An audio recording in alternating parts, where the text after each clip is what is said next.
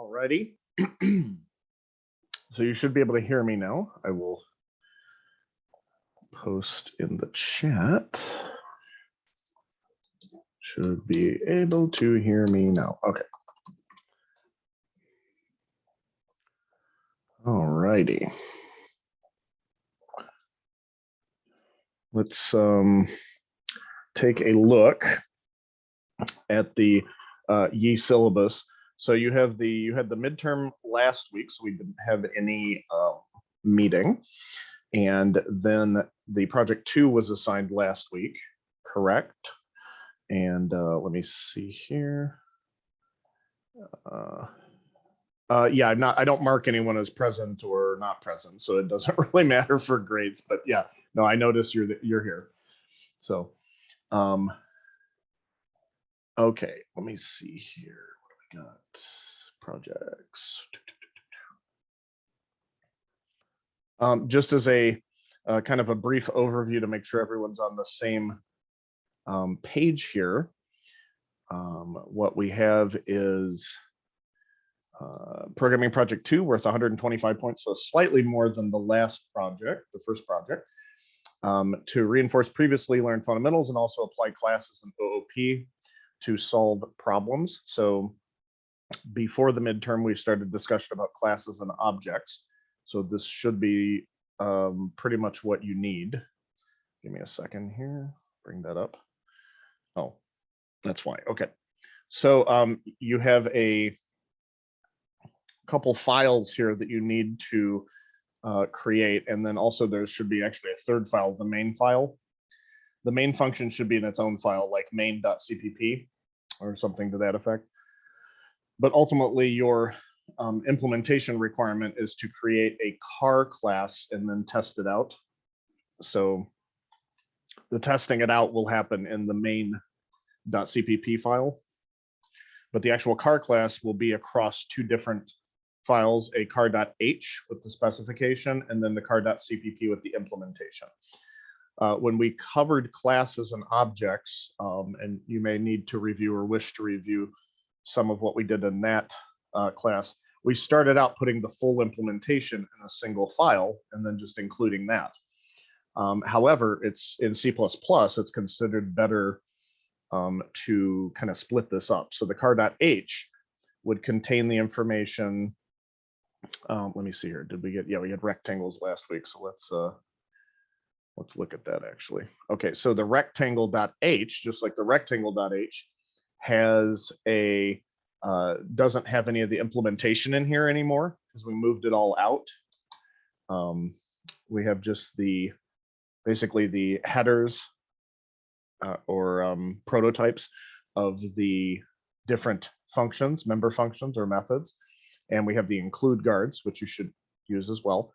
And then in rectangle.cpp, all you do is we included the rectangle.h file here, and then we did the scope resolution on each of these methods. So right before the method name, we have the name of the class, and then also the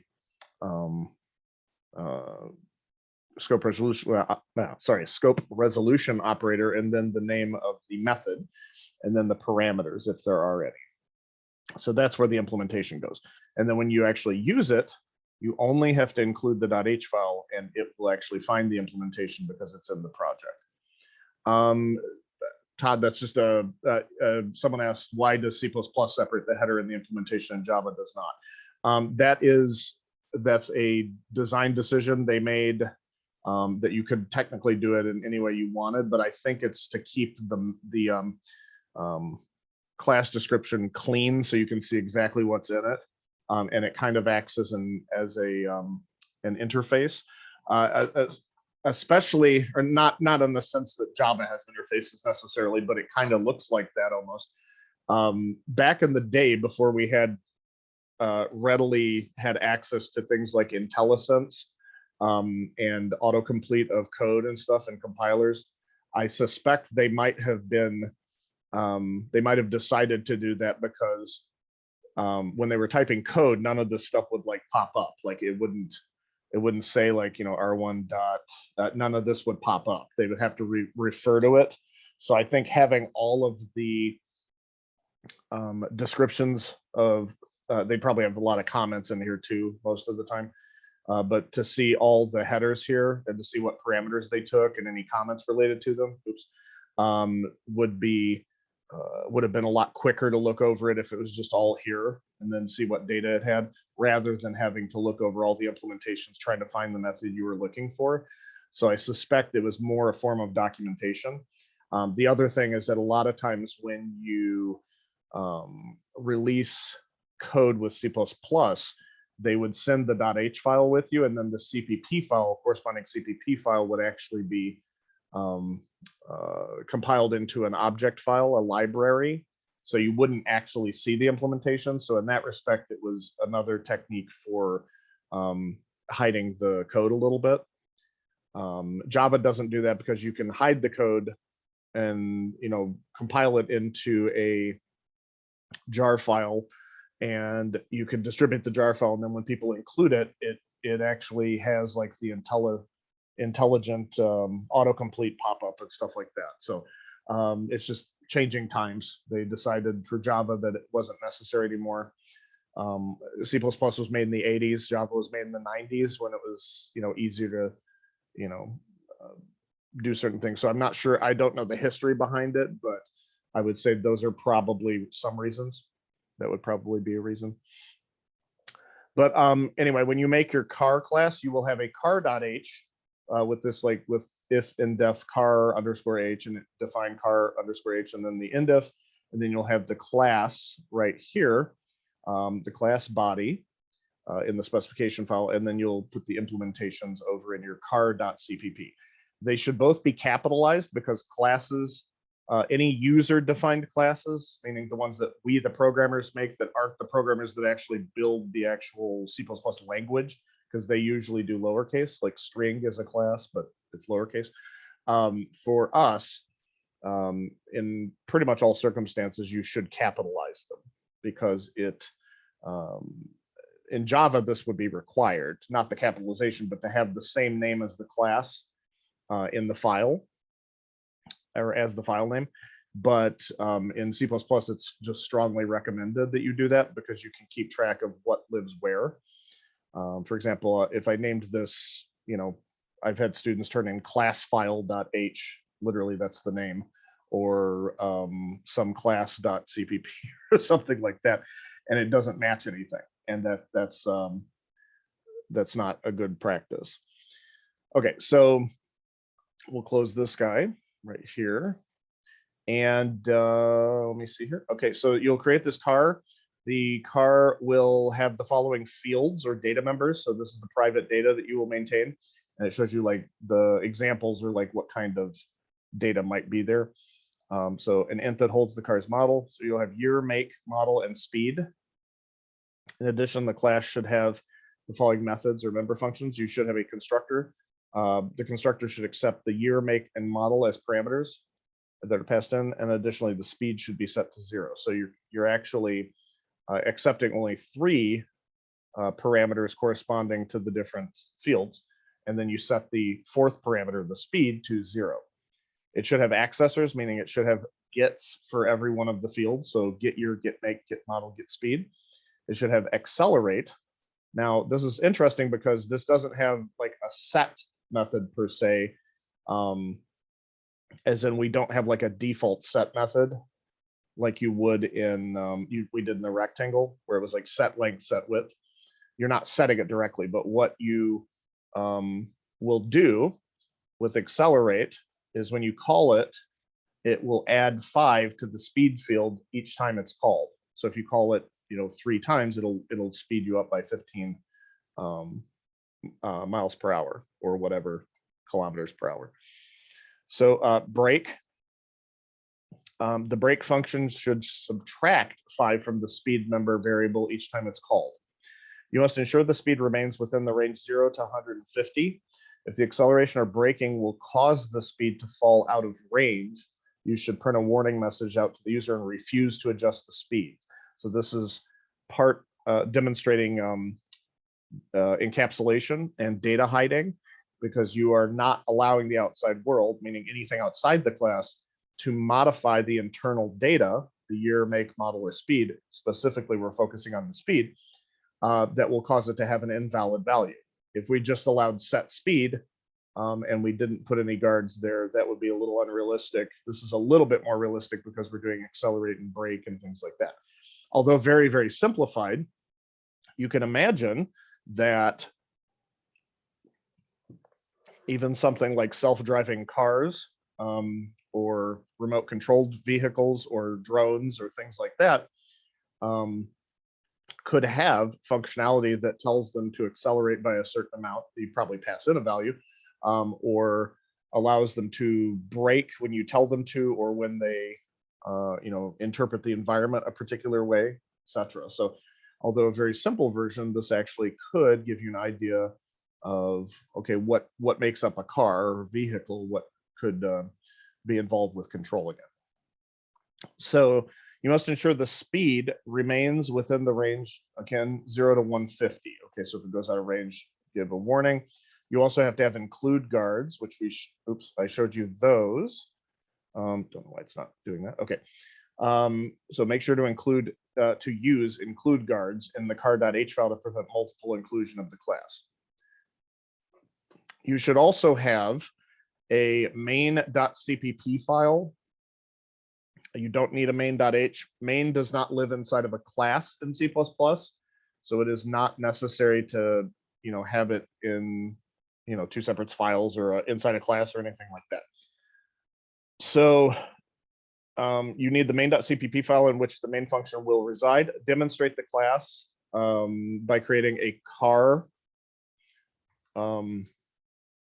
car object, and then call the accelerate function 5 times. So I'm telling you exactly what you need to do. You're not asking the user to input anything or anything like that. You're doing this manually. You could put it in a loop if you prefer that. You can do it, but you have to do it 5 times. So it should increase from 0 to 25, right? After each call to accelerate, get the current speed of the car and display it to the console. So you could do that in a loop, or you could do it separately. I would say a loop's probably a smarter way to do it. Then call the brake function 5 times. After each call to the brake function, get the current speed of the car and display it to the console as well. After you've done this, test the out of range scenarios where an accelerate or brake is called. For brake, you just have to call brake once while the speed is still 0. So that would be a test on that. And then, as described earlier, you should print a warning to the console. For accelerate, you could use a loop. Also call it enough times so that it will attempt to go out of range on the upper end, and also demonstrate the warning printed to the console on that as well. So you're basically doing boundary testing with the below 0 and above 150. And you're also doing within range, like typical input testing as well. For deliverables, you will create a, probably I would say even before you create the project, it might be a good idea to create this proj2 CIS 2252 folder, place the full Visual Studio solution and its subfolders and files, or you can choose to just put the .h and CPP files. If you created in a separate folder, that actually would end up being far less, it would take far less time to upload because you wouldn't have like a bunch of extraneous files. The other thing you can do when you're in Visual Studio, if you're inside of a class or inside of a project, just as a note, is when you build this thing or try to run it, it actually creates an executable file, which actually takes up quite a bit of room relative to the source files. So if before you zip it and then turn it in, you can go to build clean solution, and it will remove all of the stuff that I could build from the .h.cpp files, and that would be better because it would take it from like several, 100 or even a few thousand kilobytes or what have you down to, just a couple hundred maybe. So that should be what I recommend, or just place the .h and CPP files. So you'd have one .h, car.h, and then you have car.cpp, and then main.cpp that you would put in a folder with this name. You do not have to put your name on this folder. What will happen when I download it, D2L will actually put your name on the folder or on the zip file, and then when I extract it, it'll have it as well. Okay, any questions about the programming project before we move on to talk about today's topics? Any questions?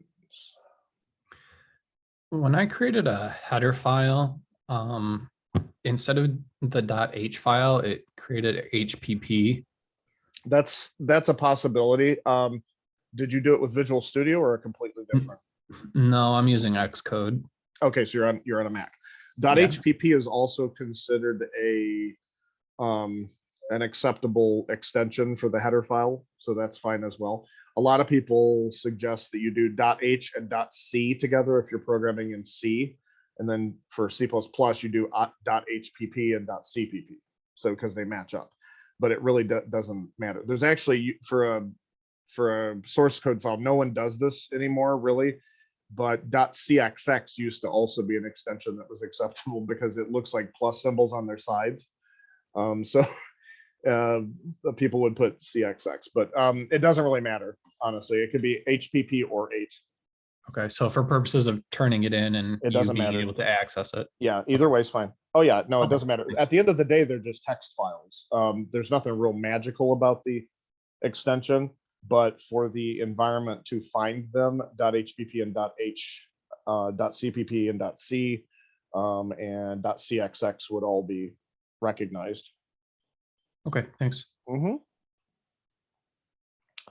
Okay, any other questions, anyone? Are we ready to get rolling? Ready to get rolling? Okay. So this week we'll talk about arrays and vectors. It's chapter 8 in this book, in the Gaddis book. Let's show tabs only. That's good. Okay, so arrays and vectors. Some of this will focus on more than others, but we'll get an idea. Now, if you've had Java before, some of this will be very, very similar. Syntactically, it's similar, but not identical. There's some nuances that are different in C++. So an array, though, is a variable that can store multiple values of the same type. So instead of storing a single value with a single variable name, this allows you to refer to multiple values that are in contiguous blocks of memory. And it says that they have the same type. So we would say that they're heterogeneous, which means that they are homogeneous. So that means that they have to have the exact same types all the way throughout. So an array of integers or an array of floats or an array of cows or donkeys or rectangles or pointers or what have you, they have to have the same type. The values are stored again in consecutive memory locations. It is declared using the bracket operator. So for example, I might have a constant here called I size, and then I declare an array like this. You say int. If I want it to be an array of integers, I would say int, the name of the array, tests, and then in brackets, you put the size of that array. In other words, how many integers do you want to store in that container? Okay, an array, just so you're familiar with terminology, even though you haven't taken the course yet, possibly, or maybe you have, there's a course called Data Structures. It's 2353, Data Structures and Algorithms. And a data structure is basically an object or a type that holds multiple instances of other types, typically. So for example, an array would be the simplest data structure. Okay, there are others that we talk about in data structures as well. So you'd learn about lists and sets and bags and queues and stacks. And there's all kinds of different ways to hold data in memory, multiple pieces of data. But arrays are probably and arguably the most simple data structure that we have available. It's a container. That's all it does. So they show what an array kind of looks like here. So what happens here is if the I size is 5, it will create an array with contiguous memory, and there are 5 cells. Okay, I don't know that they use that term in the book, but technically the location the data lives at is called a cell. The thing that lives there is called the element. So the element at 0 is here. The element at 1 would live there, 2, 3, 4, etc.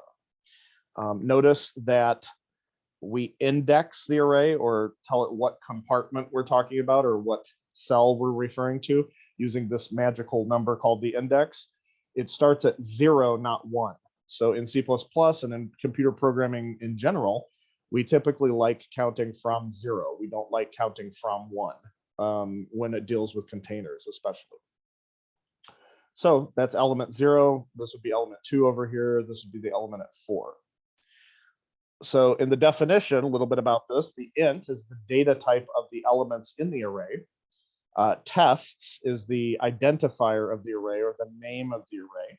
Just like any variable, it has a name. iSize is the size declarator. So it tells us how many elements. And then the size of the array is the number of bytes allocated to it. If we talk about the overall size of the array, we would say that's the number of bytes. Now, typically when people say size, they probably are talking about the length of the array. That's a little more appropriate, and that would actually be how many elements are in it. If the elements are only a byte each, the size of the length would be identical in reality. But what usually happens is people just kind of misuse the term. It's not really that big of a deal because most people, when you hear length or size, people are usually probably referring to the length of the array, which is how many elements. So let's set up an array here real quick, and we will take a look at this array. Okay. Oh, that's a little too over a little bit. Okay, there we go. That's better. All right. So one more here. Okay. There we go. So if this is an array that we have right here, we have cells along the, or indices along the bottom indicating where different things live. So we've got 0, 1, 2,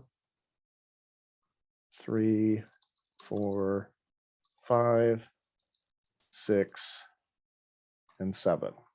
Okay. So there are actually, the size of this array would have to have been, let's say the name is my ARR. The size of this would have had to have been 8 because there are 8 elements in here. So it's one more than the highest index that is valid. Okay.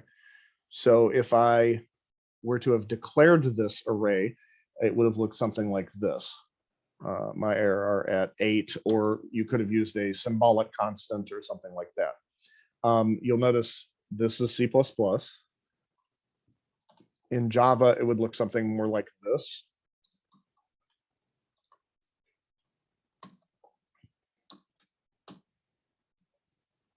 Like that. And that would be the Java way of doing it. So here, wait a minute. That would be,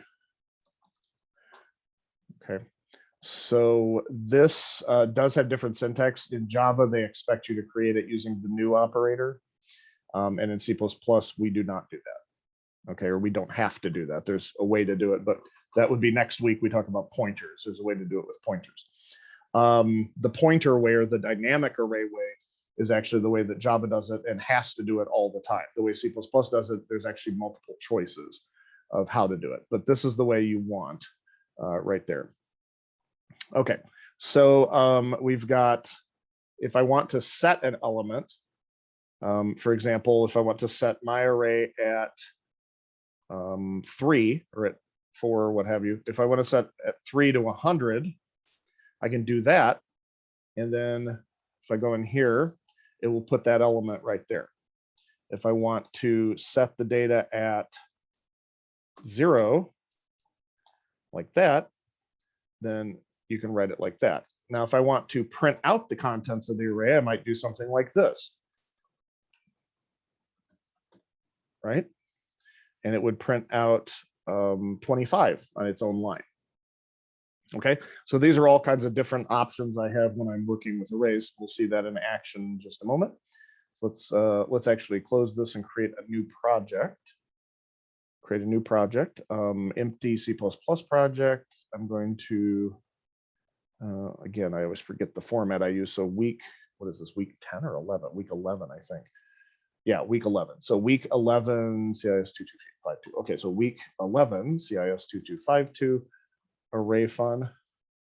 Okay. And we will create a main.cpp.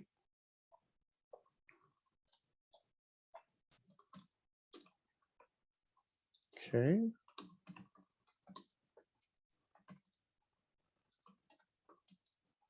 All right.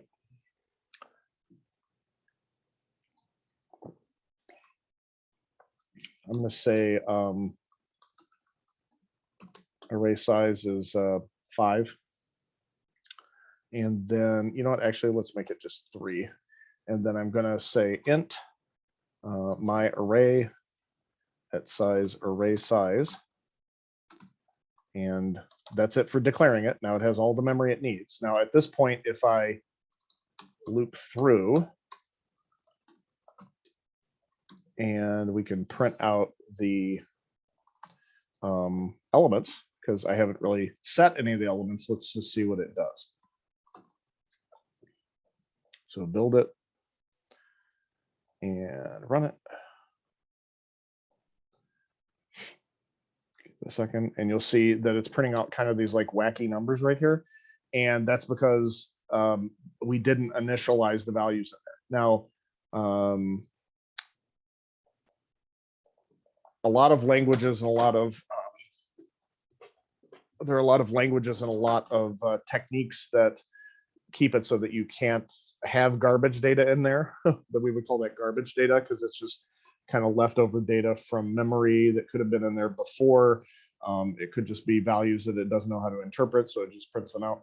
So the best thing we're going to do is we're actually going to set the values. Now I could do this. I could actually use I, and then maybe I want to put I times 3 in each of those. So it'll have 0, 3, and 6 as the 3 elements. And then later on, 10 minutes later, okay, I equals 0, I less than ARR size, I plus plus. Maybe I want to print them out now. And let's see what it does now. So I've actually assigned them. I populated the array this way. And I have later on decided I want to print them out. It should now have initialized values. And it does. So we have 0, 0, 3, and a 6.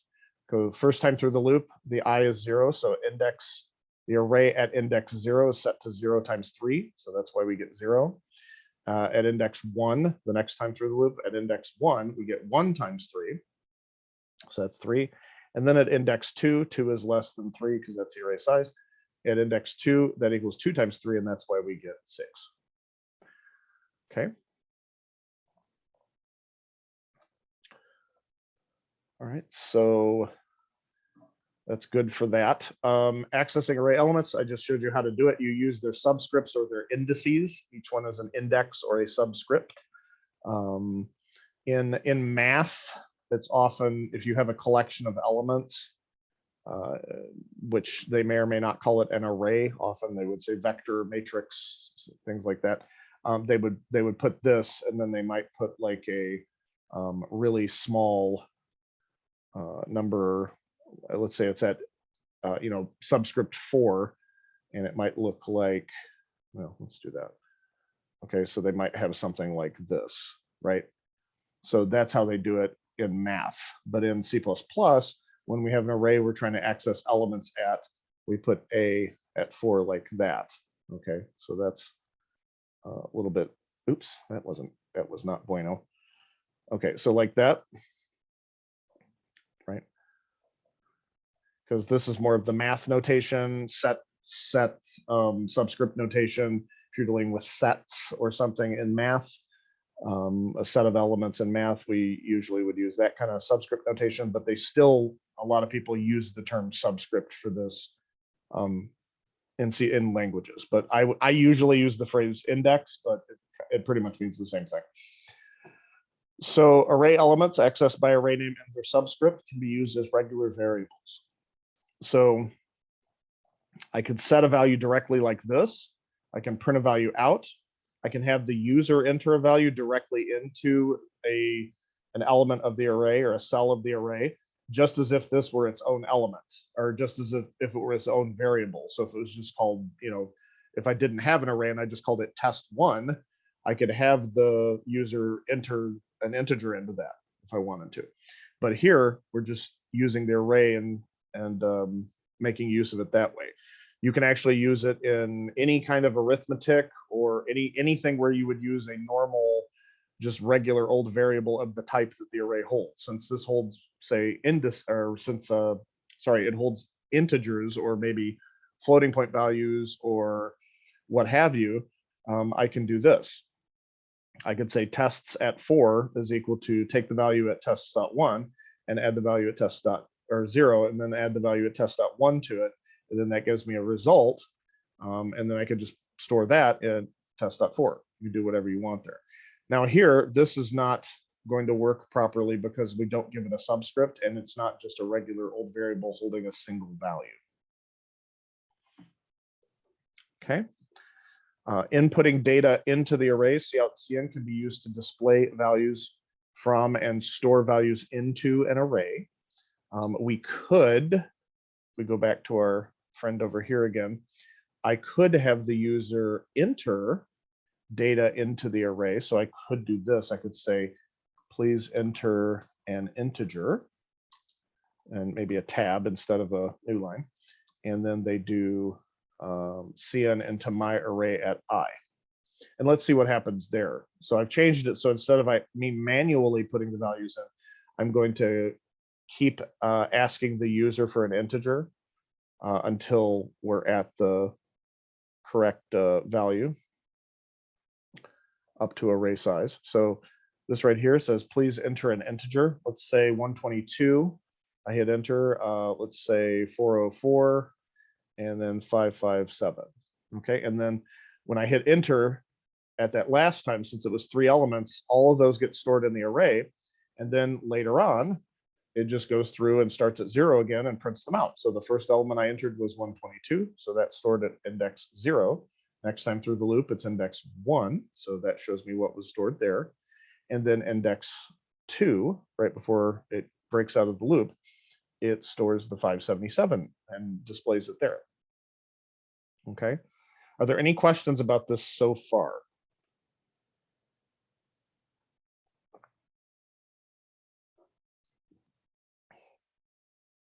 Nope. Okay. All right, so array subscripts. Again, they can be an integer constant, an integer variable, or an integer expression. Okay, so, and here are some examples. So maybe CN to tests at 3, you could have the subscript. So that would be the subscript being this is what we would call a literal constant. It could also be a symbolic constant like I used over here. This is a symbolic constant representing the number 3 in this case. Okay, this right here, the number 3 as I type it is just a literal constant. Okay, so here, this would be if I have a variable, so tests at I. And you could even have an expression. I could say tests at I plus j. That's a possibility also. To access all the array elements, you should use a loop control variable as the array subscript. And then a different array element will be referenced each time through the loop. That's exactly what I did over here, both times. Right. And the cool thing about this program is, let's say I decide I don't need 3, but I need 5 elements. I can just change it at this one place, and then everywhere it's used, it will work properly. Right. So let's see here. If I go all the way down here, please enter an integer 10, 20, 30, 40, 50, and it can remember all 5 now. Okay, so between runs, I have changed what this constant means. Now, during runtime, a constant cannot change its value. But if you do it during compile time or before compile time, you can change any symbolic constant to mean something else. Now, literal constants are always going to be whatever they are. Like you can't say 5 equals 7. I can never redefine what does 5 mean. That would be very bad. So it's not allowed. All right, getting data, getting array data from a file. I don't know, did we talk about, don't think we talked about file IO yet, did we? Oh yeah, we did. Yeah, with the loops earlier in the semester, that's right. Okay, so the constant int I size equals 5, it sells I size, they create a data file here using the if stream. And as long as it's valid, they kind of just loop through and grab data. So we can do that too if we want to try that. Let me see here. How do we want to do this? Give me a second. Okay, bring that over here. We're going to go into our work directory right here, working directory. And inside of the, where's week 11? Where did I put it? I must have put it somewhere else. Where did I put it?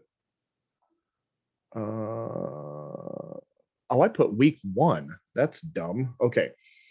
All right, that's fine. We'll fix it. So right for now, though, we're just leaving it alone. Okay, so week says week 1, but week 1 CIS 2252 array fun. If I go in there, should be in the same folder as the main file. We can just create, I'm just going to create a regular old text document. I'll call it, I don't know, weights.txt. And then I can open it. And we'll just put some different weights of, say, people in a fitness class all trying to lose a combined total or something like that. So we'll say there's 150, 222, 230, 220, 350, 188, 175, 296, and 985 pounds. Okay, so maybe lay off the quarter pounders with cheese at that point. 2, 3, 4, 5, 6, 7, 8, 9, and maybe we'll have the. We also have to have the skinny guy in the corner. So okay, I'm somewhere like probably there, but I've lost 20 pounds, but I'm still fat, which is exciting. It means I was very talented. All right, so luckily nowhere near 985 yet, though. So let's see here. So we've got this weights.txt. I'm going to go into here, and then we will do F stream. We have to include that because that's the file stream. And what we're going to do now is create an instance called infile. And you'll notice it turns like a teal color because it recognizes it as a data type. And then we're going to do infile.open. And we called it weights.txt, I think. And then eventually, later before here, we do infile.close. Okay, so I would say, well, these are basic, so I'm just going to comment them out, though, because it might be still kind of useful. But here, I'm going to do this. I'll say, let's see here. Here's a good way to do it. We'll say int count equals 0. And, oh, actually, no, we need to have a specific amount. So we'll say, what were there, 10 elements? So we'll change that to 10. And I'm going to do a for loop. So for int I equals 0, I less than array size, I++. And by the way, if you're used to Java, one unfortunate thing is that the arrays, these arrays, the built-in arrays, do not know their own size. So you can't just say like my array.length or my array.size or anything like that. You have to use whatever variable you had separately. And if you write a function to which you pass an array, you have to pass also its size. Otherwise, you're not going to, it's challenging to figure out how large it is unless you pass in the length or the size like this. Okay, so right here, we will say, as long as we have something to do, we're going to say infile sends data into my array at I. All right, and then I think actually this one will keep, we'll uncomment that because that can still be used, right? We're just changing the way to get the data. So get data from file. And again, the syntax is the same essentially as the CN, It's just we're saying, hey, the source isn't the keyboard, essentially. We're saying it's the source is this file right here, weights.txt. Okay, build it, run it, and we probably should test if the file exists, but it seems like it worked fine. It was in the right location. So it is, in fact, reading the data from file as expected. Okay.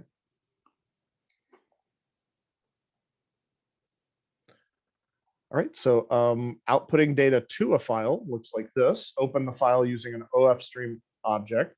Use a loop to write each element to the file and then close the file. So I could actually do something like that as well. After or right before here, maybe instead of just printing it to the screen, or instead of entirely printing it to the screen or the console, maybe I want to create an OF stream out file. And then we'll say outfile.open. And it's going to create it if it doesn't exist already. We'll call it output_data.txt. And then I'm going to do, actually, you know what, we'll just replace this. We'll say outfile right there. And then I'll do outfile.close at some point before it returns. And let's see what happens here. Okay, so the program ended. I don't see any output here, but that's because I didn't tell it to, do output from there. I told it to write it to file. So if we look in the same project folder here, where we were getting our input from weights.txt, there's now an output file right here, output data, because that's what we told it to name that when we created it right here, right? So if I open up that, you'll see that it has actually added the data from there as expected. Okay. So let's see. So yeah, no bounds checking. There are no checks in C++ that an array subscript is in range. So an invalid array subscript can cause the program to overwrite other memory. So an example is if I say const int I size equals 3, int I equals 4, and then int num at I size, and then I set that equal to 25 at 4. So this only has actually 3 elements at 0, 1, and 2 as valid indices. But beyond that is, 2 integer sizes down. It's going to try to overwrite whatever's in memory over here, even if you don't actually own it. So that could cause the program to crash. It could cause problems with running processes and all kinds of stuff. So you got to be really careful with that.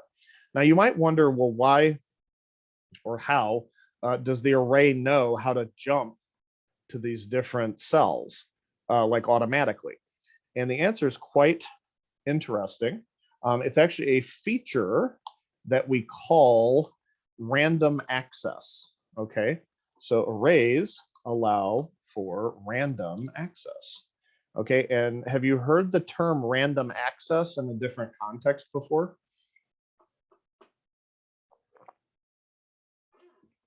RAM, exactly, random access memory. So random access memory, or RAM, has random access as well. And it's at a hardware level, but it's the same principle. Whenever a program needs data, it can jump immediately to that memory location. It doesn't have to start at the beginning of the memory and then crawl its way through sequentially to try to find what it's looking for, unless it's doing a search. But if it knows what memory location, which would be kind of like what our index is, it just jumps to it. It can just go directly to it and reference it, and the RAM will respond properly. And an array kind of works the same way. It has random access. Now, how does this work exactly? Well, each cell in an array is a certain size, and the cells are contiguous, which means when you create an array right here, let's say an integer is 4 bytes, okay, like it is in Java. All right. So let's say it's 4 bytes on a platform. It could vary depending on the compiler and platform, but 4 is a pretty good guess. let's say that we declared it here. What it does is it actually takes out a chunk of memory that's 8 times the 4 bytes because it's integers. It knows it's an integer size. So we end up with 32 bytes, right? So 32 bytes of contiguous memory, it's just one chunk. But since this is an array and it knows it needs 8 chunks out of it, it evenly divides these because remember, arrays are homogeneous, which means that they are the same type all the way through. So it knows that these are going to be the exact same size. So it just breaks it up into these boundaries. Now, let's say that the base address right here, I'm going to change some colors here so we can see what we're doing. But let's say that the base address right here is 1000. And we're going to use decimal just because it'll make it a little simpler, a little more simple. Let's say that that base address, the address of index 0 is 1000. We would actually say the address of the array is 1000 because that's the first address in here. And each of these is 4 bytes. Okay, so it doesn't really take a lot of, ingenuity or too much brain power to figure out that each of these is going to have an address, right? Each cell starts at a particular address. Okay, and then ... whatever. But this one's going to be, so if they're 4 bytes each and we're using decimals to represent it here, that'd be 1004, 1008, and then 1012, right? So each of these, and then you'd have 1016, 1020, 1024, etc. So if I want to access something, access the cell at index 3, all I have to do is say my array at 3 equals, or let's say at 2, just to keep it simple here. My array at 2 equals 20. And then it seems like magic. It just puts this value here at index 2 of 20. Okay. But there's really not magic here. What it's doing is it takes the base address and it adds the index times the data type size. Okay. So in our case, this would be 1000 plus, and then the index we wanted to access was 2, and then the data type size is 4. So that's 1008. And that's how it knows to jump right to address 1008 in RAM, and it knows exactly where to put the data that we're telling it. Okay, so really we're kind of cheating a little bit here because we are using these indices. We don't even have to do this math, and it just jumps to the correct location based on the base address of the whole array and then the index times the size of the data. If the size of the data was 8, then it would have to jump to 2 times 8, which is 16, and then the cells would be bigger. Okay, but that's the advantage we get for this data being contiguous or adjacent in memory. If the different cells of the array were all like strewn across memory and they weren't next to each other, we couldn't use this little trick, and we wouldn't have access to random access because we wouldn't know like where the addresses are, right? There wouldn't be a way to just calculate it in one fell swoop. We would have to start at the beginning, and even if this cell knew where the next cell was, we would have to, jump over there, jump, and that actually ends up being taught in data structures. There's a data structure called a linked chain, and that is an alternative to an array, but we don't learn about that in here. Okay, are there any questions about this so far? So we get the advantage with arrays of random access. It's similar to the way RAM works, and it just uses, when we give it an index, it uses the base address and the size of the data and can jump immediately to the correct location without having to walk down the array. Okay, off by 1 errors are very common, especially since we count from 0. They're very, very common. Even professional developers have them. That's why they kind of have their own name. And it does happen sometimes, but it's very, very common, especially with students who are just starting, people who are just learning a programming language, and off by 1 error is very, very common. So keep them in mind. It means they most often occur when a program accesses data 1 position beyond the end of an array or misses the first or last element of an array. So if an array has size n, then the range of subscripts that are valid is actually from 0 to n minus 1.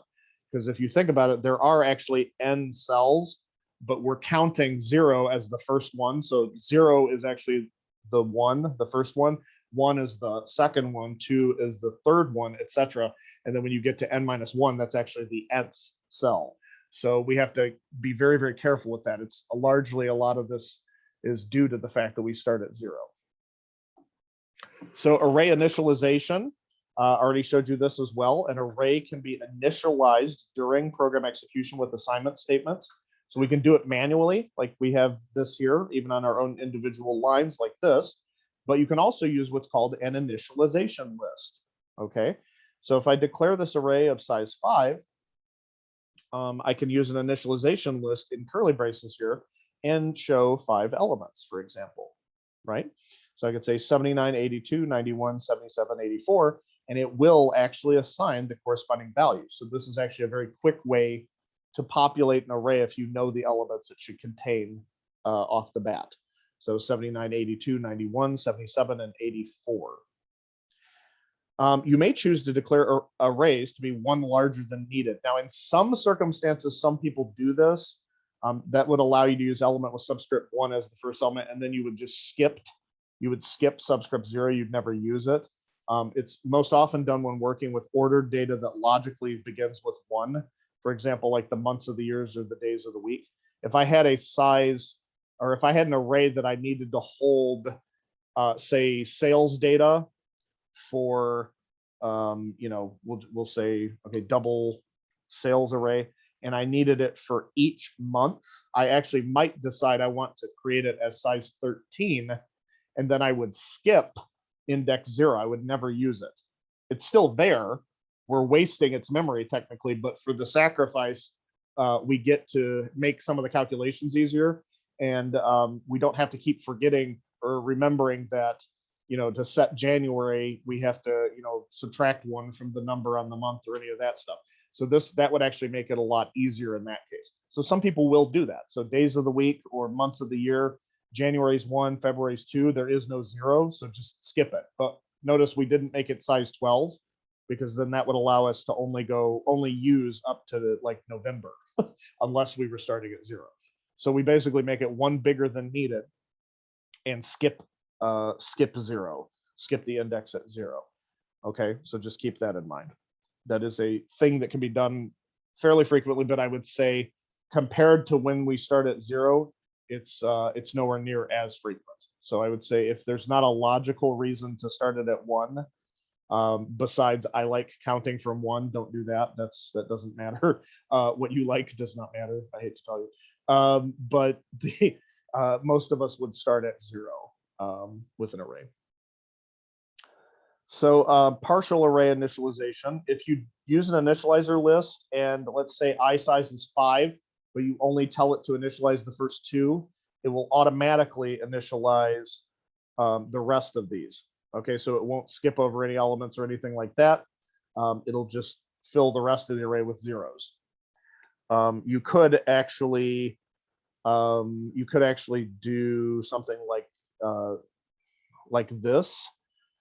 You could say, let's say, int another array of size. Let's say this is of size array size also, and do that. And let's show you what this does. So we'll say int I equals 0, I less than array size, I plus plus, and then we'll print out another array at I. And then after this, I'll put a couple inlines before it goes into the file. And you'll notice that does, in fact, compile just fine. And that's actually a shortcut syntax.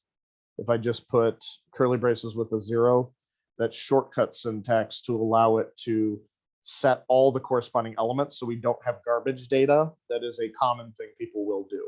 So they'll say, no matter what the size of this thing is, doesn't matter if it's 10 million, if you just put 1 0 in curly braces, it's going to set all the corresponding elements to 0.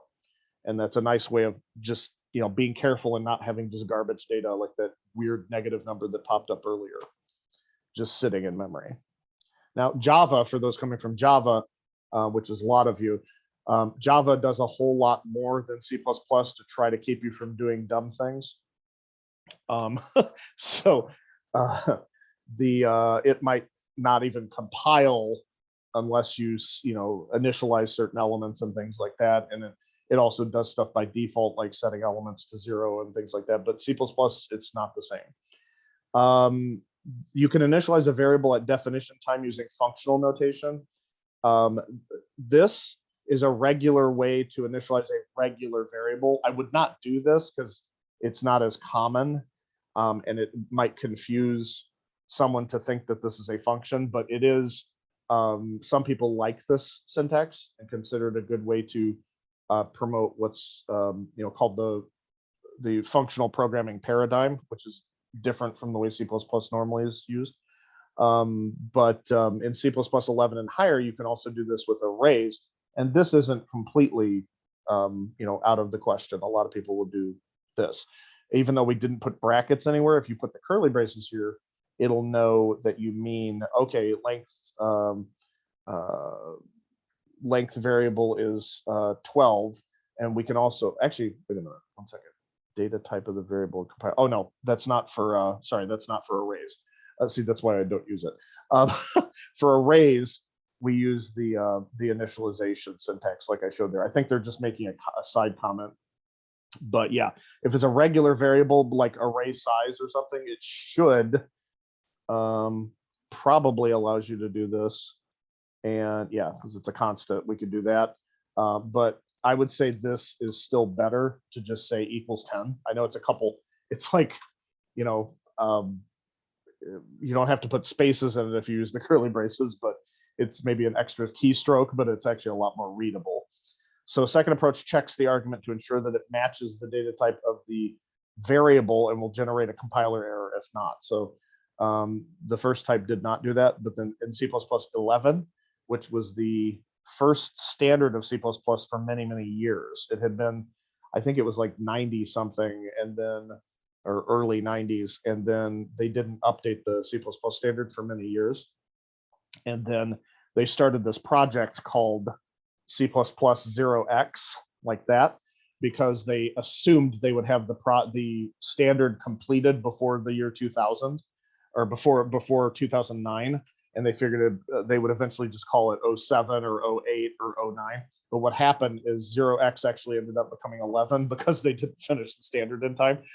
So it gets confusing if you're reading some books about the history of C++. The 0x was because they thought they would have the new standard done before 2009.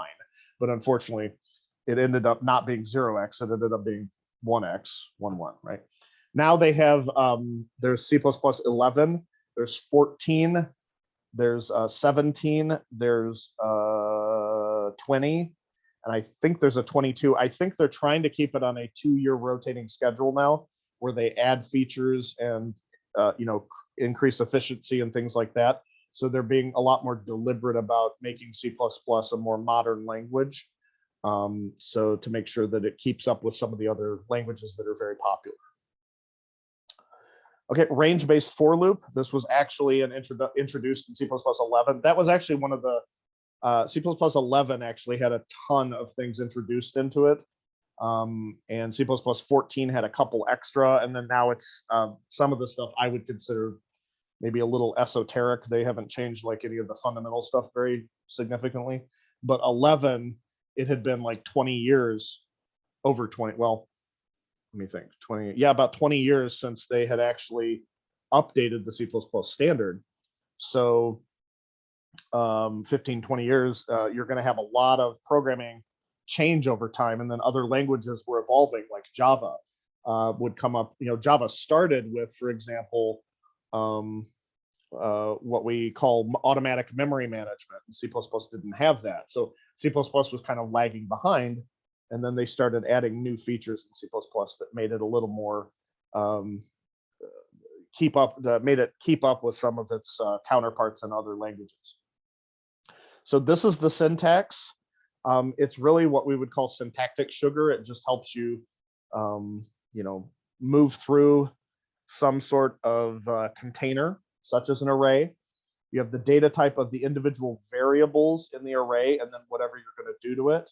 So for example, here, instead of printing it out this way, I'm going to print that another array out a little differently. So I'm going to say, since each element in the array is an int, I'm going to use int again, but the integer I'm going to use is not because it's an index. It's not an index.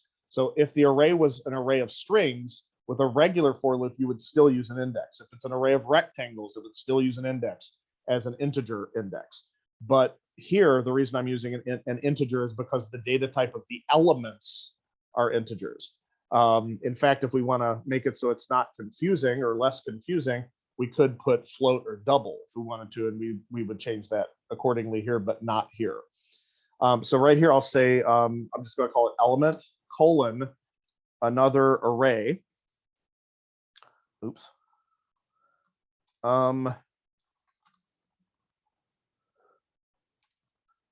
Okay, so that's actually a very streamlined syntax.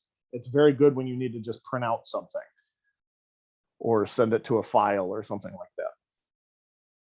So it does the same thing as what we were doing before. It accesses every element in the array and then prints out each of these elements as it goes along. But it uses more streamlined syntax for that purpose. It gives you a little less control over what you're doing, but the syntax is sleeker. So a lot of people prefer this when they're printing out elements, especially.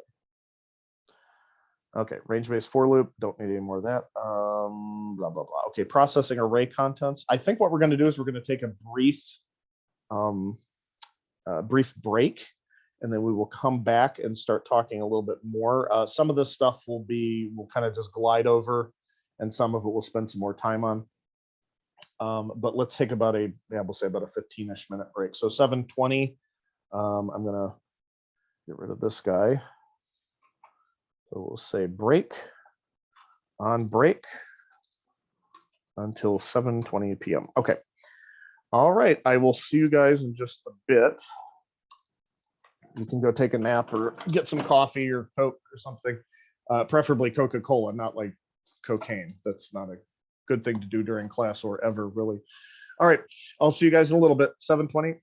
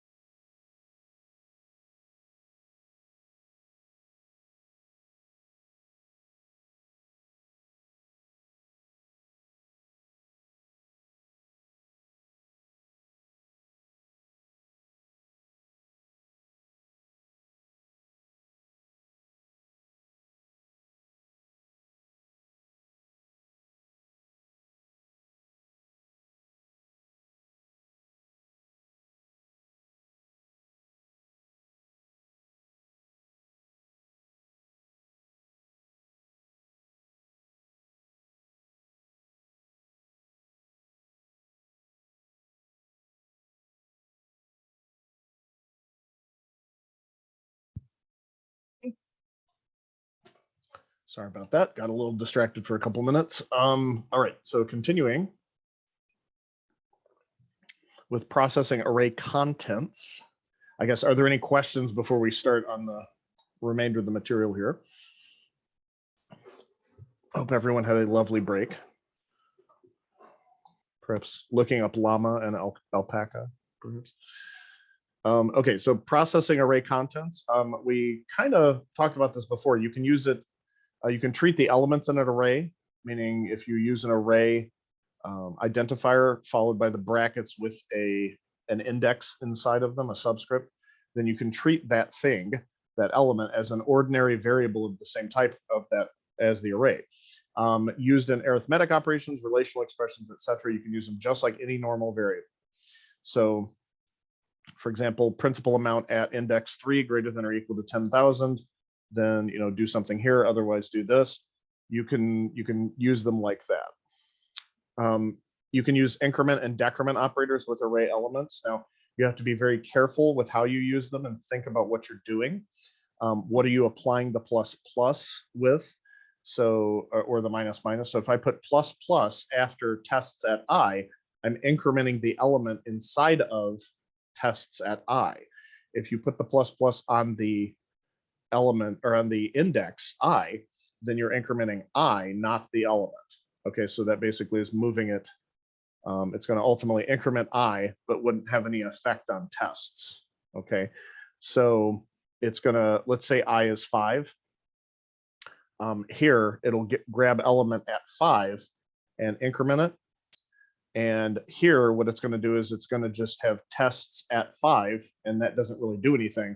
And then 5 is going to, the I is going to get plus plus and then go to 6. But tests is never actually going to access element 6 using that notation. So you cannot copy an array with an assignment operator. It won't work. You have to use a loop and copy the element by element. Okay, so if I want tests2 array to have the same elements as tests, just the regular tests array, then I have to, I'll start at 0, go up to the size. They have to be the same size, or at least test2 has to be able to hold all the elements of tests. So we increment the index, and then I can set each corresponding value to the value in the other array. How do we know if the two arrays are equal? Just like copying, you can't just compare two arrays with a single expression like that. That doesn't help. You can use a while loop or for loop or what have you, and do something like this. So for example, you could assume they're equal by default, and then start at index 0 and keep going until you're proven otherwise. Now, if you never get proven otherwise, and it gets through the whole while loop and breaks because it gets outside the bounds of the array, then you will have pretty much shown that the elements up to I size are equal. Now, here's the test. So as long as we assume it's equal and haven't been proven otherwise, and we're within the bounds of the array, we do a test here. If the tests at that index is not equal to the tests2 at index, so these two arrays at corresponding indices, if they are not equal, we set R equal, this Boolean R equal to false, and then it'll break out the loop, and then we can do whatever we need to do as a result. Okay, finding the sum and average of array elements, again, not particularly challenging here. All you do is we can go through all the elements of the array and start the sum at 0, and we just increment the sum by the amount of data in the array, or the amount of the data in the array. So this is the same as sum equals sum plus tests at tnum, like that. Okay, so that's the, I'm gonna actually make this a little bit smaller so it fits. There you go. Okay, so that right here. So this is equivalent to that. This is the shortcut compound addition assignment operator that we've seen before. And it basically takes whatever's values in this, adds it to the thing on the right, and then stores that whole thing back into the thing on the left. Okay, so it's equivalent to that. All right, so you could also use C++11 range-based for loop. You could do what we did earlier and do it that way, but you'll notice that The way they're accessing the elements of the array this way is they're using this element indicator right here, colon, and then the name of the container, tests array. And in this case, you don't have to use brackets, but it's still behind the scenes. It's doing essentially the same thing that this is doing. To find the average, you have to take this sum and divide by the size. Now, here's an interesting thing you should pay close attention to. The way they've declared this, the sum is actually a float, okay? It is not an integer, okay? So it's actually adding integers to it if this is an array of integers, which it appears to be, but they're making the sum a float. The question might be, why? Why would I care about the sum being a float? And the answer is, when I go to do this division here, now it's okay that this thing on this side's a float. We know that the average can have decimal places. The sum in reality is not going to have decimal places if all it did was add integers. So the reason we make it a float, though, is because we know this I size is going to be an integer. And if we had made this an integer, the sum, and done this directly like this, it would actually do integer division first. It would actually truncate or remove the extra data involved. So if we had a sum of 5 and there were 2 elements, it would do 5 divided by 2, but that would actually just give us 2 in integer division. It would not give us 2.5. It would cut off the extra data. Even though the thing on the left side of the equal sign is a float, that it's too late. Basically, by the time it does the division here, it has already done the integer division, so it would store an integer. So if you had 5 divided by 2, 5 is the sum and the size of the array is 2, it would actually truncate the 0.5. So it would return a 2 as an integer, but then the float would convert it to 2.0. But still, it's too late. You lost that 0.5. So the fact that one of these is a float, okay, the sum is a float here, that forces it to do floating point division, even though the other thing's an integer. As long as one of these is a float, it'll do floating point division. So a float or a double, you know. So it'll say 5.0 divided by 2 is going to be 2.5, and then that will get the value that we expect. Finding the largest element. So use a loop to examine each element and find the largest element. That is the one with the largest value. This is fairly straightforward. So what you do is you can assume that the largest is at 0. So we're assuming we're looking at this array. Let's say it's got 10 elements in it. It doesn't really matter how many. Could be a 10, could be 5, could be 100,000. It doesn't matter. But looking at this array, we start at the first element at 0. And we assume, since that's the only element we've ever looked at, it's trivially the largest. Okay, and it could be the largest globally for the whole array. It's possible. It might not be likely in the general circumstance, but we'll assume that. And then what we do is, since we're starting at 0, we're actually going to start the loop at 1, starting at the next element over. And we're going to go through the loop, or through the array, and always tests at tnum greater than largest. So if we find a value in one of the array cells that is greater than what we currently have as the largest value set, then it will replace the largest with whatever that value is. So it's the new largest. And by the time you get to this entirely through this loop, no matter how many times it did this or didn't do it, it will be the globally largest value from the entire array. So this will print out highest score is largest. Similar algorithm exists to find the smallest. So you would do something very similar. Okay, array versus simple variables. An array is probably not needed if the input data is processed only once. So like finding the sum or average of a set of numbers, finding the largest or smallest, you probably don't need an array. If the input data must be processed more than once, an array is probably a good idea. It's very valuable. Calculate the average, then determine and display which values are above the average, at the average, below the average. So being able to keep this data in memory and reuse it is very important in a lot of circumstances. So arrays are one of the most fundamental ways that you can do that. The exact amount of data, and therefore the array size, may not be known when a program is written. The programmer makes a best estimate for the maximum amount of data, then sizes the arrays accordingly. a sentinel value can be used to indicate end of data. Sentinel values like a special value, as we talked about this before when we talked about sentinel controlled loops. A sentinel value would basically indicate that, okay, we're done. You know, this particular value means that we're done. So if it's supposed to sum positive numbers, like however many, we don't necessarily know how many, then maybe a -1 is a special symbol to indicate that we are done. Okay. Programmer must also keep track of how many array elements are actually used. Okay, moving on, we have C strings and string objects. So the reason that they're bringing this up again, they've mentioned C strings before, and we had talked about that as string literals are actually C strings. They're not the string objects, but it does like a conversion very easily. The reason they're bringing this up is because C strings, the old school strings from the C language that we are blessed with inheriting, that was sarcasm, are actually arrays. Okay, they're actually arrays ultimately of characters. So a string can be viewed as an array of characters. And actually even the string class allows us to treat these like they're an array, because they overload the subscript operator or the brackets.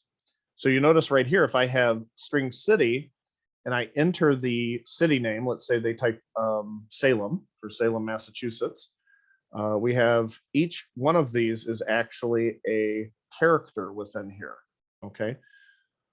And so that's one thing to keep in mind when you're dealing with C strings and string objects, is that the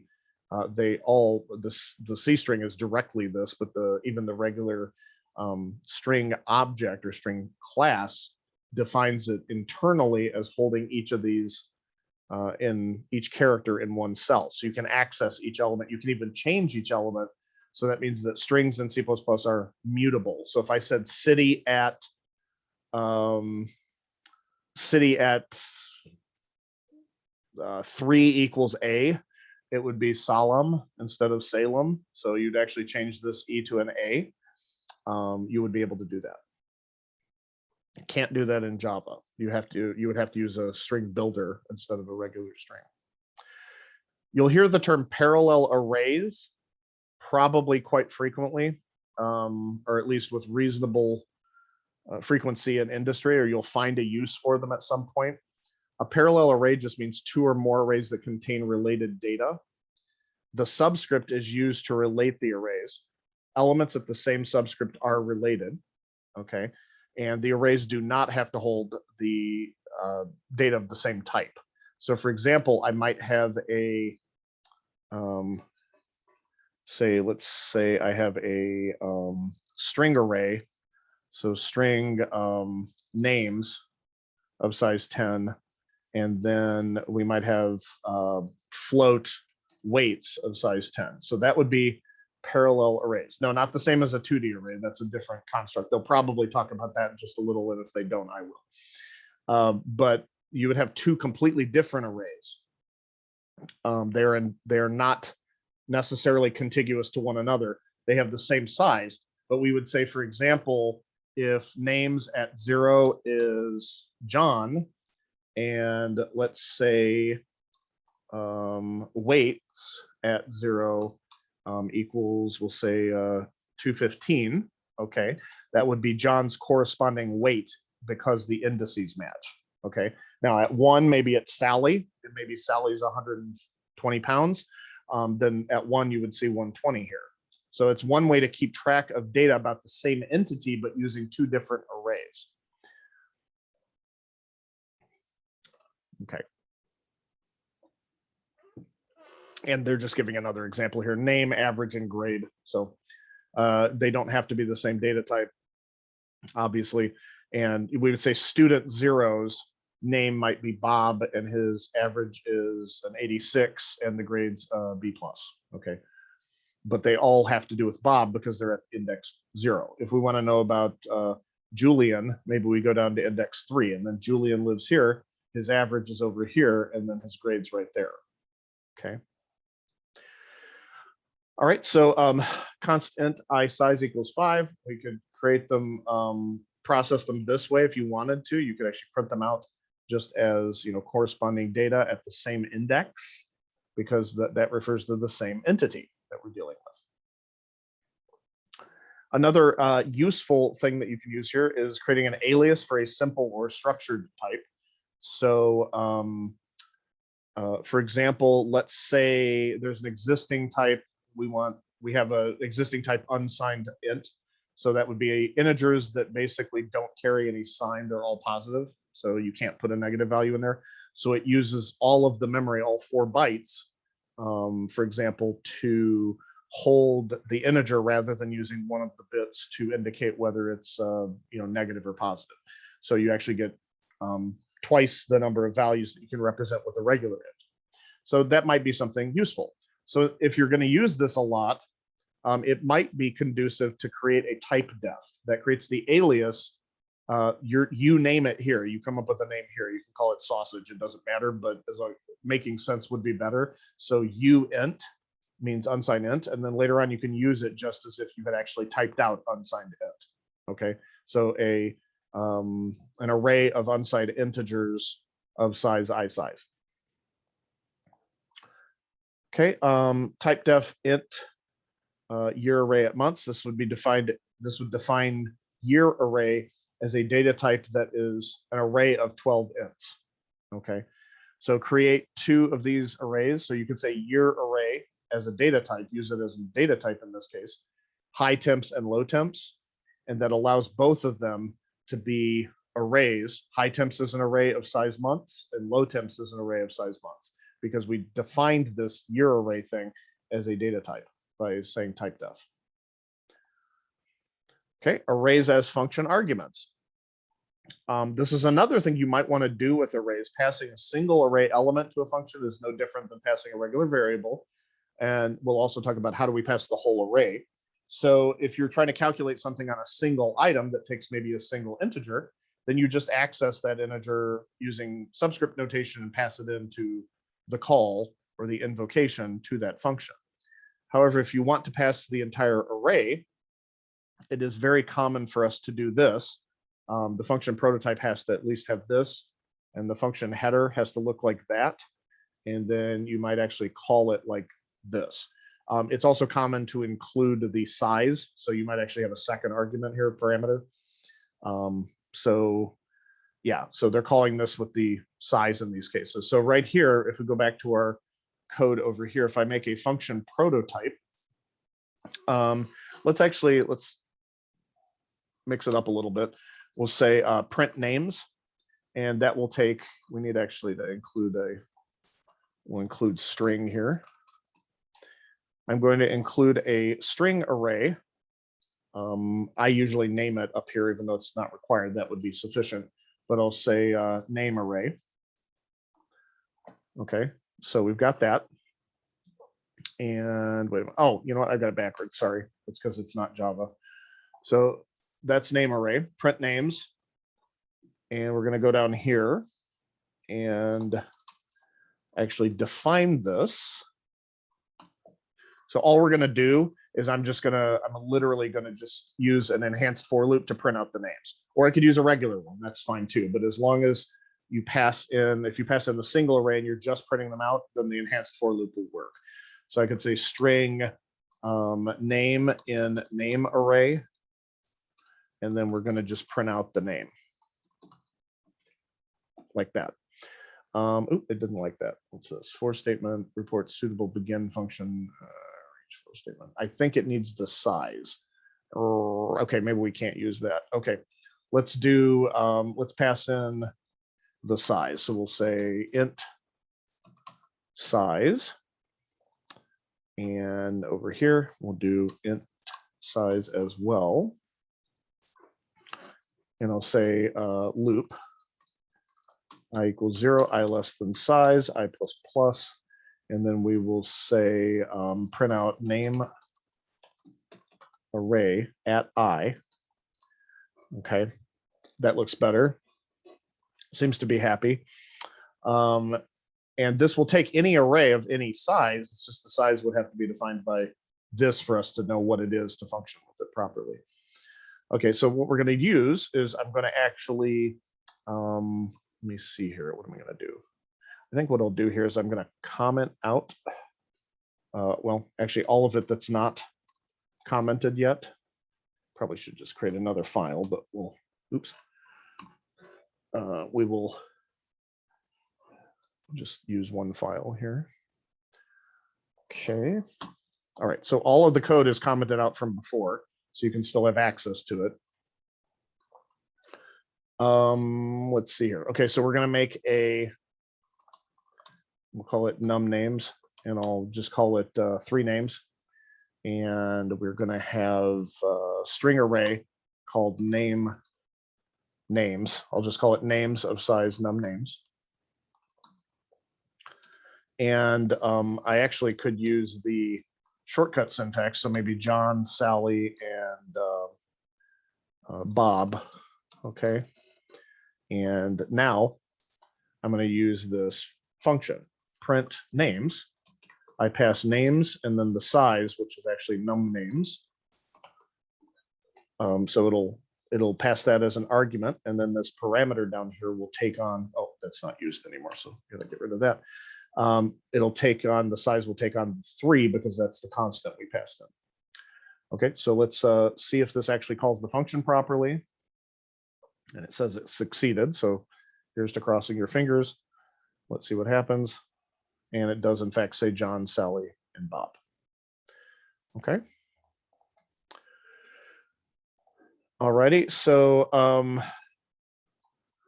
type def with a passed array. Okay, you can use type def to simplify function prototype and header. If you want to use a type def for say an integer array unspecified size, you can do that and then just pass that as the data types down here.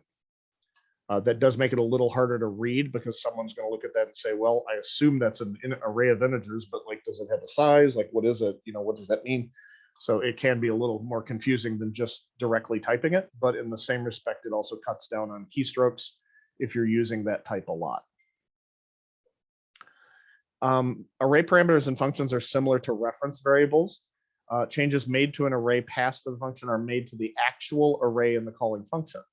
So the programmer must be careful that an array is not inadvertently changed by the function. The const keyword can be used in the prototype and the header to prevent changes. So if you put, if you put a constant right here, const, and down here, const, then that would make it so that you couldn't like say name array at 1 equals, Oliver or something like that to change it. Right now, we're not changing it at all. So that may be a good practice just to put a const here to tell it that we're not going to actually change it. But it's up to you really. Okay, so to do 2D arrays, which was brought up earlier, we can create multi-dimensional arrays. You hold multiple sets of data, and it would be, if it's a 2D array, it's kind of like a table in a spreadsheet. So you use 2 size declarators in the definition, and you have 2 sets of brackets. Okay, be careful because some languages expect you to put like, 5, 3, 2, or 4, in this case, 4, 3, like that. And that's not the way it's done in C++. So C# does say using the comma notation, but for however many dimensions you need, you have to have a set of brackets. Okay, but if we're trying to visualize this and we just have a 2D array or a matrix, then the first bracket set is the number of rows. That's the stuff that goes left and right, number of rows. And then let's see here. So if I did a 4x3 here, then let's see here. Okay, so if I did a 4x3 here, it would be 4 rows, 1. Okay, just like this, 1, 2, 3, and 4. Okay, so these would be separated like this. So those are rows, 3, 4, and then columns 1, 2, 3 would be separated like this. Okay, so that would be, I guess it would be a right border. Yeah, so it could be right or left, I guess. So here, 1 second. Let's just do the outside border. All right, so oops, this would be the array. So we'd have, or the 2D array. So we'd have index 0, index 1, index 2, index 3. And then you'd have index 0, index 1, and index 2 across the top. That's how we would visualize it. So if I say I want the element at, well, here, let's make it a little more obvious. Let's row 2, column 1. So row 2, column 1. I would say my 2D array at row 2, column 1. So we're using what's called row major notation, which means you specify the row first. Okay, so that, and then that equals 22. That's why that 22 is right there, for example. Okay, so that's what that looks like for us. Now, if we wanted to loop through this, we would have to have a set of, or like a for loop with two different for loops, one going through the rows and one going through the columns. So the columns would go faster typically because the inner loop would handle the columns. I think they'll probably show that in just a second. If not, we'll look at it. Yeah, so they're just showing you, here's what it would look like, 4 by 3. Let me see here, initialization. And oh yeah, you can actually use initializer lists. And the way to think of a 2D array is actually that it is, for example, if this is a 2 by 2, it's a size 2 array, and each of those elements for that is another separate array of integer elements of size 2. Okay, for our example here, we could think of it as at index 0 is actually another array that's size 3, okay, of integers. So we would have that as one array. This is actually a separate array. There's another array. And then here's another array right here. Right? Okay, so that's the way to look at it, is that it's at each index, you don't have a single integer, you have an array, and then inside that array, you would then have an integer. So that's why it's 2-dimensional.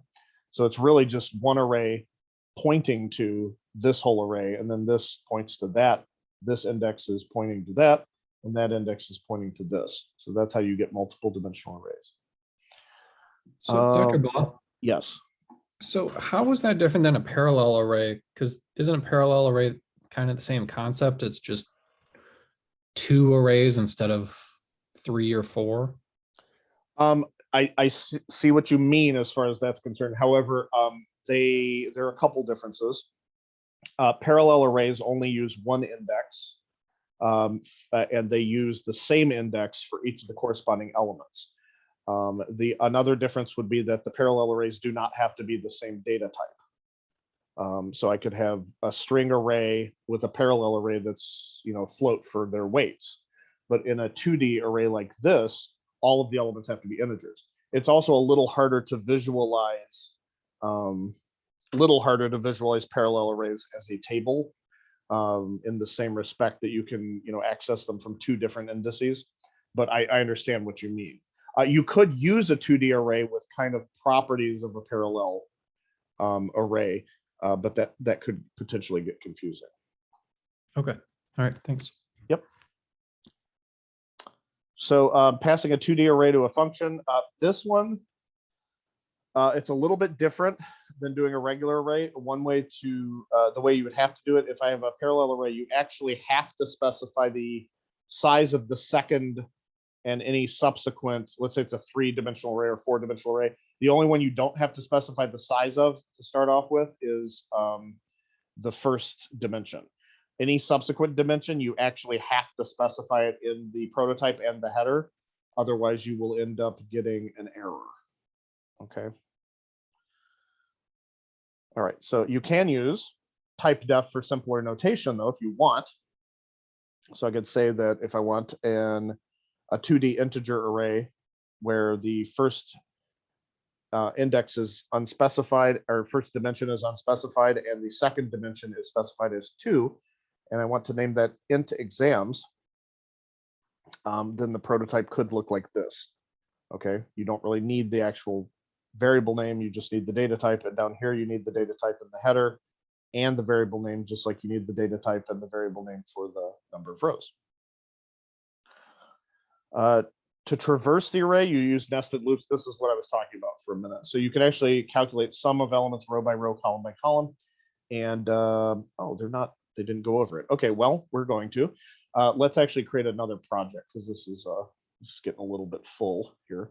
I'm going to create another one. This time I'm going to properly name it week 11 instead of week 1, but I'll try to remember to upload both. Week 11, CIS 2252, and we'll say multi-dim arrays like that.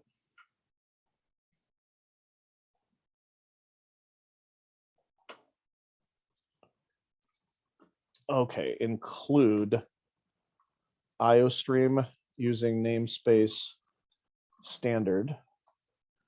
Okay, oops. And return 0.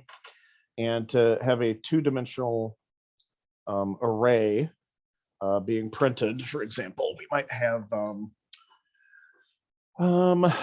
integers are easy. That's why we usually do that. So I'll call it array 2D, and I'll have it as a 2x3. Okay, and to make it easy to populate, now I could go cell by cell. I could say ARR2D at 0, 0 equals this value, ARR at 2D at 0, 1 equals that value, 0, 2, and then 1, 0, 1, 1, 1, 2, that. But this is not what we want to do. Spend much time doing. So it is possible to do use the initializer syntax. So this is saying that I have 2 rows and 3 columns. The other way to look at it is that there are actually going to end up being 2 arrays in this thing, each with 3 columns or 3 values. Okay, so let's say 1, 2, 3, and then 4, 5, 6, like that. So visually, we put it like this. It doesn't really matter. It could all be on the same line. It doesn't really matter. So the next thing I might want to do to iterate through this is here. Let's actually do this. Let's say const int rows equals 2 and const int calls equals 3. I'm actually going to replace these just to make it more obvious what's going on. So number of rows and then the number of columns. And then for loop, I less than the number of rows.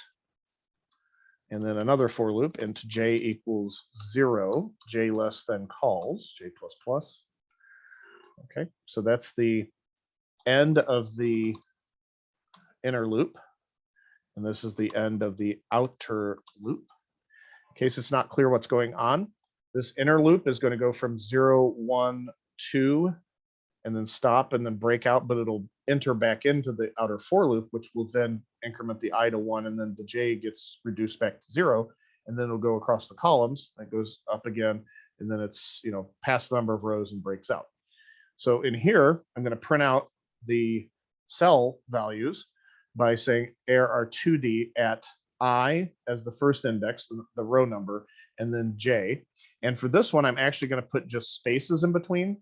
And I'm going to be kind of clever here and go down here outside of that inner loop and put an indel. So it'll actually make it look like an actual matrix. Okay, we can actually change this in a little bit and make it look even more interesting.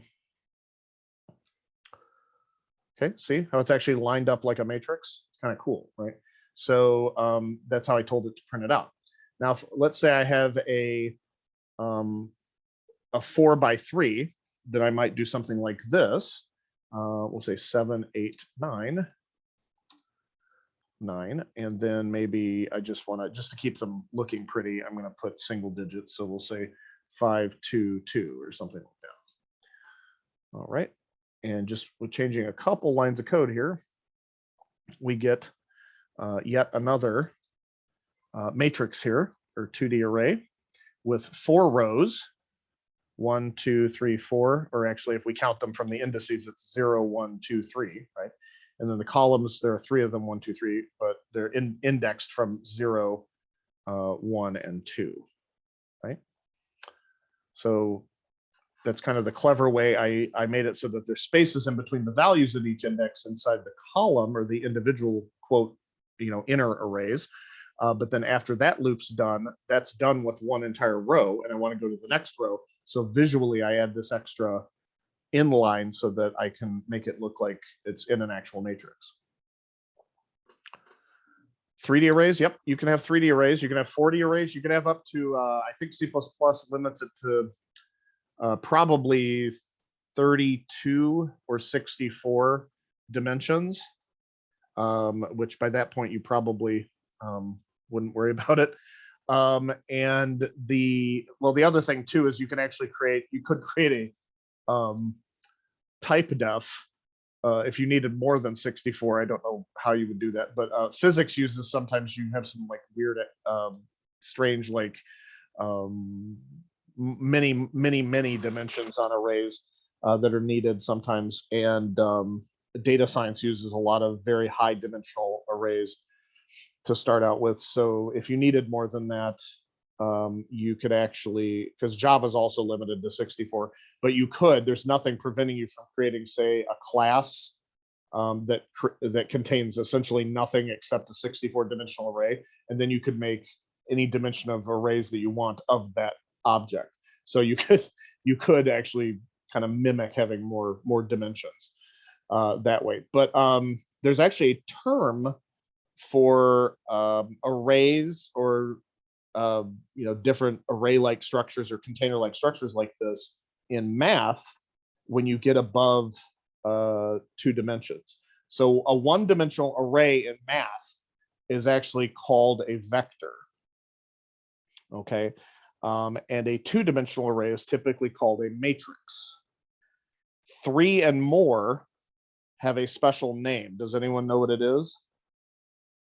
You've probably heard the word before, but maybe not in any of your programming classes. You might have heard it on the news or reading Google stuff. That's an interesting choice. Graph. You can represent graphs with 2D arrays or sometimes 3D and things like that. But there's actually the term that we use for multi-dimensional arrays above, or for 3 and above. Most people just say multi-dimensional array, or they might say like high dimension matrix or something like that. But the actual term is tensor, T-E-N-S-O-R. So for example, TensorFlow, if you've ever heard of that, the library for working with data science and AI and stuff, it has to work with very high dimensional arrays and stuff. So they actually named the entire product with the name of multi-dimensional or high dimensional arrays. So mechanical engineers use them, electrical engineers use them sometimes, and data science and AI use them quite a bit. Okay, now there's another data type you should be aware of. This data type you can include using just an include vector, and this is the STL, or standard template library vector. A vector is like an array. It holds a sequence of elements like a one-dimensional array, but the size is flexible. So with an array, when I create it, I can't resize it because the size is indicated at compile time. The space is automatically added as needed with a vector. Okay, so the STL, there's an entire chapter on the STL if you're interested in the Gaddis book. And you must include vector at the top in order to use it. So I would tell it what data type I'm holding, like a vector of integers or a vector of double. And then you can actually pass in parentheses, the size, initial size if desired, but you don't really have to control that. I think the initial size, if you just put parentheses, is, I want to say 16, but I'm not 100% sure. But when it gets beyond that 16, it automatically resizes to accommodate the new information. So it uses a couple techniques. There's some techniques we have not learned yet, but just assume it's black boxed or magical at this point and just use it to your heart's content. There are a lot of people, it actually uses pointers and a couple other things behind the scenes. But there are, even people in industry that aren't really super comfortable with the nuances of pointers, which we'll talk about next week. So that, but they can still use things like vectors. The question was, is a vector similar to an array list? It is very similar. Java actually does have a vector, which is an older type, but it is very similar in its functionality to an array list, yes. So you can treat it kind of like an array list from Java. Define a vector of integers, starts with 0 elements, okay? I guess they don't have the one in Java, the array list actually starts with 16 elements, but apparently when you initialize it, it will start with 0. Okay, I didn't realize that, but or probably knew it somewhere in the recesses of my brain. You can define a 20 element integer vector and initialize all the elements to 0 using two parameters when you call the constructor on our vector here. And defined int vector initialized to size and contents of your vector finals. Okay, so we can do that. And the other thing to note is that if you're coming from Java, you may be familiar with this syntax. In Java, we would call these generics, because the vector can actually hold integers, floats, strings, horses, cows, donkeys, rectangles, pointers, whatever. Okay, so since it was generically written, even to accommodate classes that had not been written yet, we call it a generic. Now in C++, we usually call this a template. Okay, so if you hear the term template in C++, it's the same as generics in Java, if you have learned Java. Some features for C++ 11. So after the C++ 11 came out, before this, you could not use an initialization list, but in C++ 11 and beyond, you are able to use an initializer or initialization list just like with arrays. Notice there's no equal operator here between the vector name and the initialization list. You can use a range-based for loop to access the elements of the vector. So just be aware of that, because it's a container, just like it's a linear container, just like a regular array. So you are able to do that. To grow a vector size, you use the pushback member to add elements to the full vector or to a vector that had no defined size.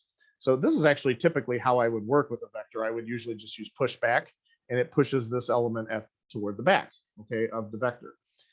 So it pushes, say, 75 towards the back of the vector. Next time you do something, it pushes that towards the back, etc. You can use the size member to determine the number of how many elements are currently in the vector. There's actually another method called capacity, I think. Yeah, capacity on vector, which tells you how many elements it can hold without resizing. So that's different than the size. The size is the number of elements actually in the vector right now, and the capacity is how much it can hold without resizing itself. Pop back is to remove the last element from the vector. Notice that pop back removes the last element but does not return it. So you would have to grab it first before removing it. To remove all the elements of a vector, you can use clear. So this is actually more like almost like our string class. We're able to interact with this data type using methods and telling it what to do through methods, sending commands to it essentially.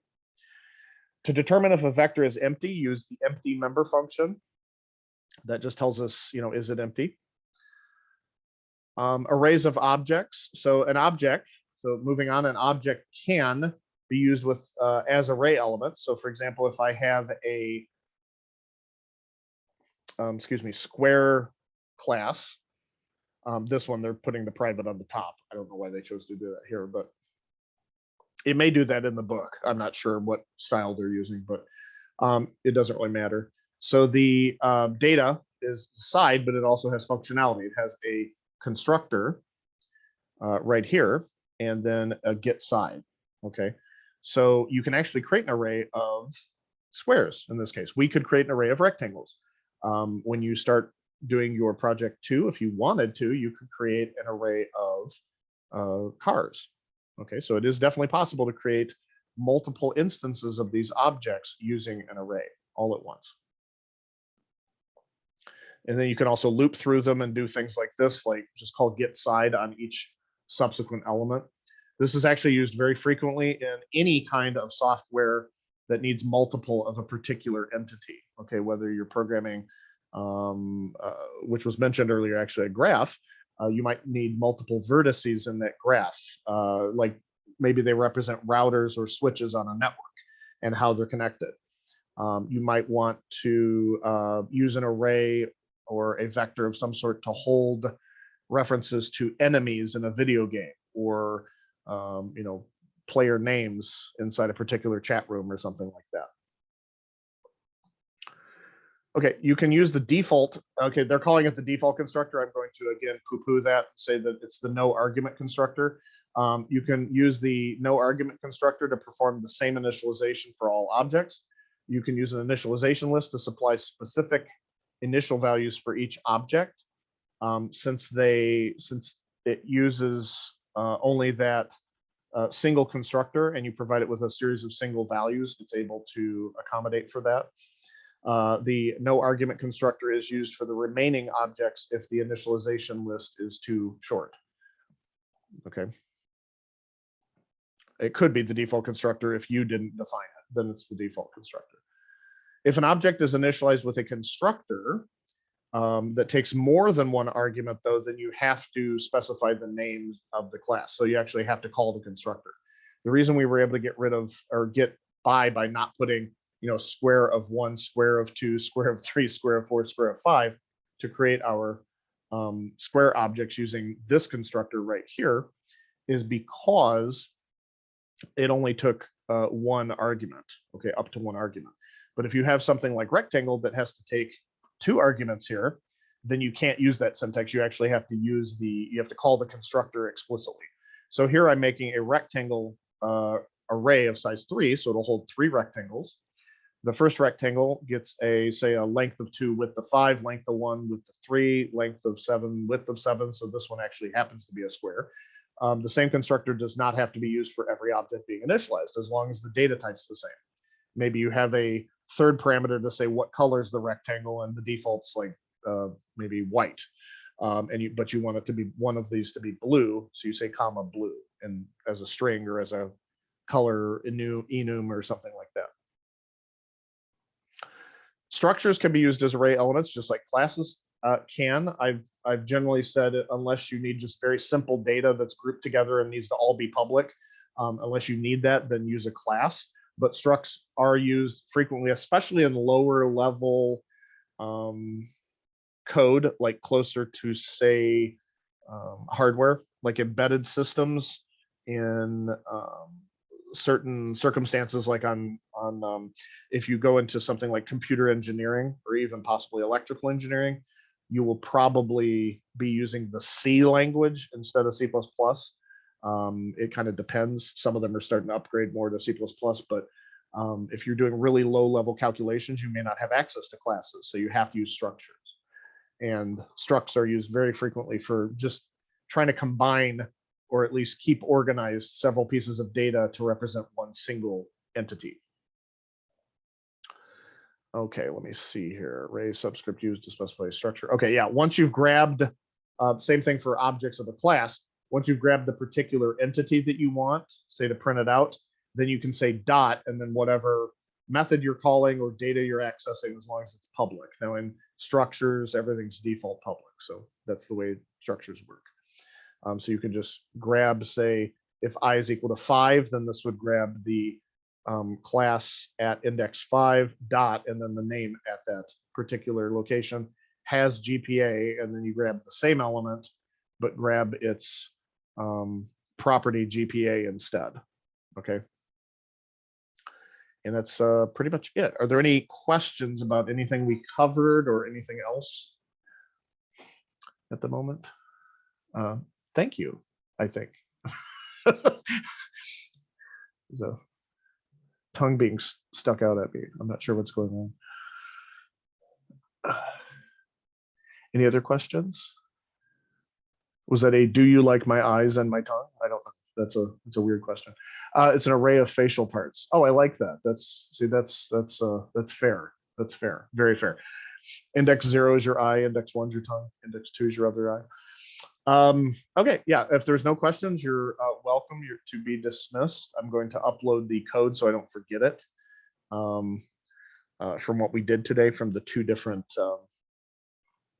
things. I'm actually going to stop the recording.